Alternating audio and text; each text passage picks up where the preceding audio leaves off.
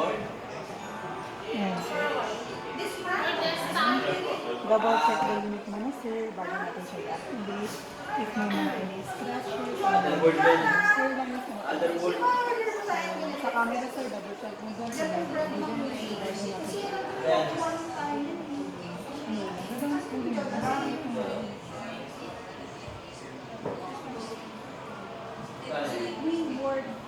okay lang sir yung limit mo.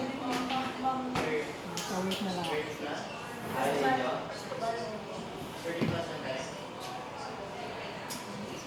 Bali ko connect ko lang siya sa Wi-Fi. So once na na-connect na siya sa Wi-Fi, automatic ko mag-activate ko kasi sabihin mo sa Wi-Fi. For warranty naman niyo po, 1 year ako yung nag-warranty naman po sa direct for natin service center. Hindi ko lang naman po sa kasa. Naguna po kayo. Apa. Basta kung saan po may service center yung malapit sa inyo, pwede mo siya.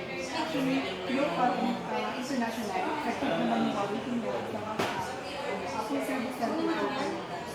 Then, kami lang din ang warranty ko, factory dito lang po.